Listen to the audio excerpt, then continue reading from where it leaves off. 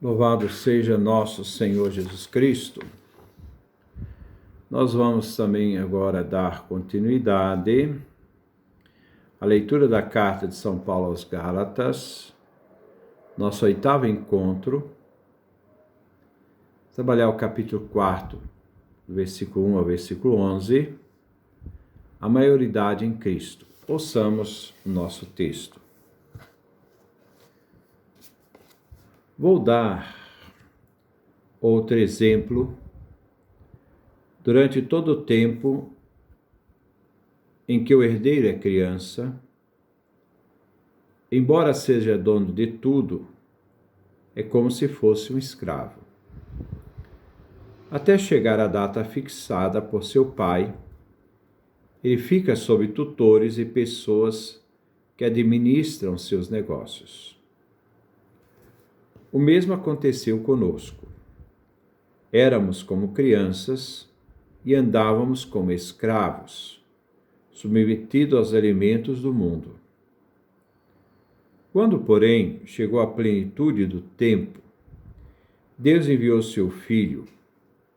Ele nasceu de uma mulher, submetido à lei, para resgatar aqueles que estavam submetidos à lei, a fim de que fôssemos adotados como filhos. A prova de que vocês são filhos é o fato de que Deus enviou aos seus corações o Espírito do seu Filho que clama, Abá, Pai. Portanto, você já não é escravo, mas filho. E se é filho, é também herdeiro por vontade de Deus. No passado, como vocês não conheciam a Deus, era escravo dos deuses, que na realidade não são deuses. Agora, porém, vocês conhecem a Deus, ou melhor, agora Deus conhece vocês. Então, como é que vocês querem voltar de novo àqueles elementos fracos e sem valor? Por que vocês querem novamente ficar escravos deles? Vocês observam cuidadosamente dias, meses, estações e anos. Receio que me cansei inutilmente por vocês.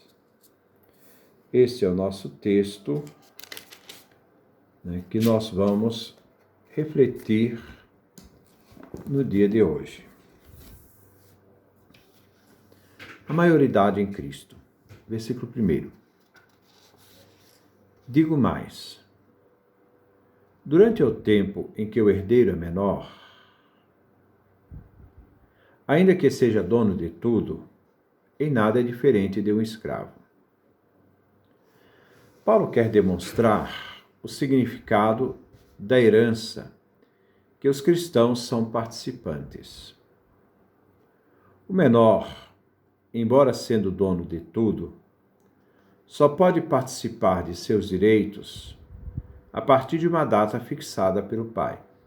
Até lá, embora herdeiro e dono de tudo, não pode desfrutar de seu direito até atingir a data prevista. Mas enquanto não atinge a idade, fica sob a tutela de um tutor, imagem de dependência de um escravo.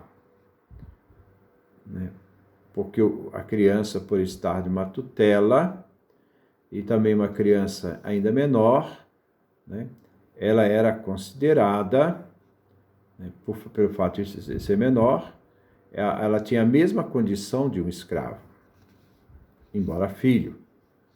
Versículo 2. Até que chegue a data fixada pelo pai, o herdeiro, até que chegue a data fixada pelo pai, o herdeiro permanece sujeito a tutores e administradores. Haverá um momento de tomar posse plena da herança.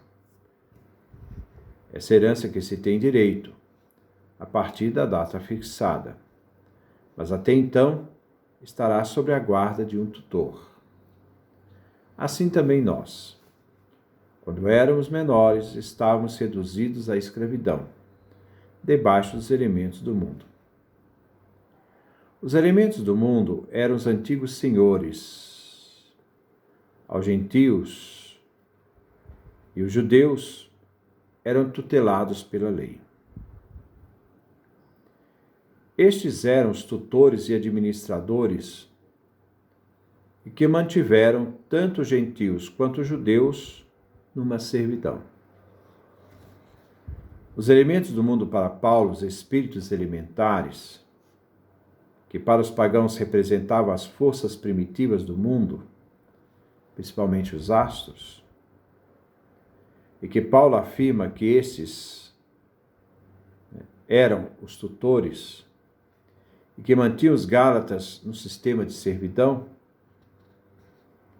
e esses tutores mantinham os gálatas submetidos à observância de certos dias, luas novas, tempos festivos e certos anos. E os seres humanos serviam essas forças para garantir a vida. O mesmo acontecia também aos judeus. Eles eram escravos, sujeitos à lei e queriam se salvar pela lei, mas não podem. Versículo 4. Quando chegou a plenitude do tempo, Deus enviou o seu filho, nascido de uma mulher, nascido debaixo da lei.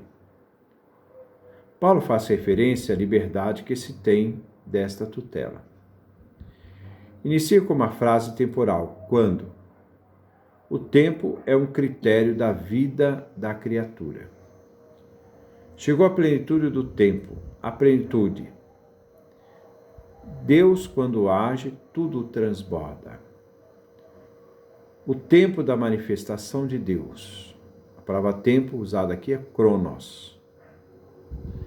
O tempo cronológico significa que na história da humanidade, Deus manifestou no momento transbordante a sua presença nessa história. E ele manifestou quando? O Pai, Deus, enviou o seu Filho para entrar na história dos homens. Esta é a plenitude dos tempos. O Filho veio enviado pelo Pai. Pai, princípio e fim de toda a obra da salvação. O Filho assumiu uma humanidade verdadeira, nascido de uma mulher. Foi Maria quem dá a humanidade a Jesus, gerando-a nesta humanidade. Ao nascer na humanidade, ele entra na sujeição, na tutela da lei. Ele fica debaixo da lei, compartilhando a natureza humana e se fazendo presente na história dos seres humanos. Deus se fez história. Ele, então, nessa realidade, estava submetido, então, à lei. Versículo 15. A fim de resgatar os que estavam debaixo da lei, de modo que recebêssemos adoção de filhos. Aqui exprime Paulo a finalidade do Pai ter enviado seu Filho nascido de mulher e sujeito à lei, para nos resgatar. É uma obra de libertação, resgatando o ser humano da lei e adotá-lo como filhos de Deus no Filho Jesus. Não somos filhos de Deus por natureza. Por natureza, filho é só Jesus. Mas nos tornamos filhos no Filho, que se solidarizou a nós, numa humanidade inseparável. Mas a nossa filiação é um ato da bondade eterna do Pai. Somos filhos exclusivamente por graça. Os filhos de Deus recebem o Espírito. Versículo 6. E porque vocês são filhos, Deus enviou aos nossos corações o Espírito do seu Filho que clama Abá, Pai. Ao sermos adotados como filhos no Filho, Deus, na sua bondade, também enviou-nos o Espírito do seu Filho, onde os cristãos já participam dessa filiação aqui e agora. Não é uma realidade futura, mas é já presente. O Espírito de Jesus está presente no mais interior e íntimo do nosso ser. E esse Espírito de Cristo é o mesmo Espírito de adoção.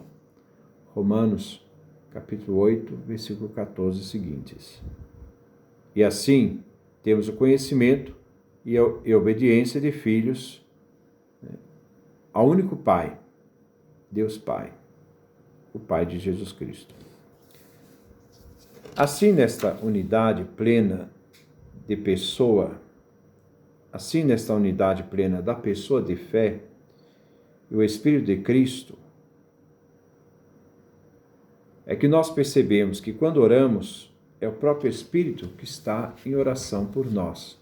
Há uma intimidade muito grande entre, né, o ser humano e a ação do Espírito em nós e essa filiação divina. Os judeus jamais trataram a Deus de Abá, paizinho, mas os cristãos, como filhos na intimidade com o Espírito de Cristo, que ora neles, clama a Deus e chama-o de Abá.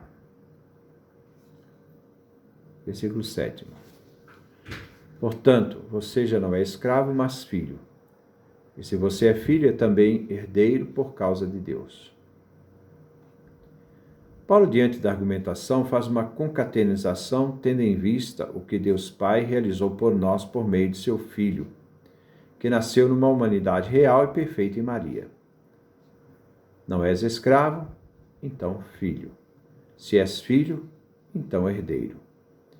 E tudo por graça divina, por causa do Pai, e sua disposição livre, pois assim quis que nos tornássemos filhos e herdeiros. Versículo 8. Antes, quando vocês não conheciam a Deus, eram escravos de deuses, que na realidade não eram deuses. Paulo quer fazer uma exposição temporal. Este versículo 8 começa com o advérbio de tempo, antes. E no versículo 9, com um agora, distinguindo dois momentos na vida do cristão. A fé em Cristo e o batismo fizeram os cristãos participarem e determinar dois momentos na vida deles. Antes, eram escravos de deuses que não eram deuses, eram mentiras. Versículo 9. Mas agora que vocês conhecem a Deus, ou melhor, que são conhecidos por Deus, como podem vocês voltar a esses elementos fracos e miseráveis? Como podem querer tornar-se novamente escravo deles?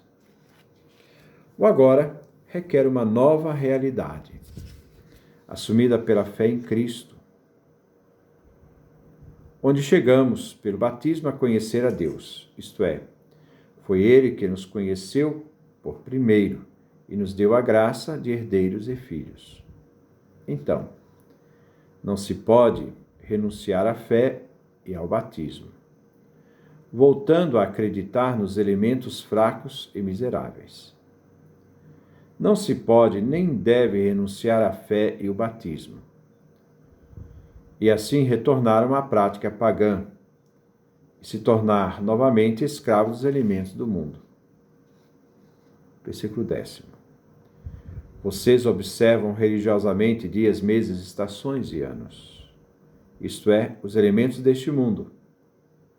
Sendo escravos deles, não pode. Quem já foi libertado por Cristo não deve voltar à escravidão.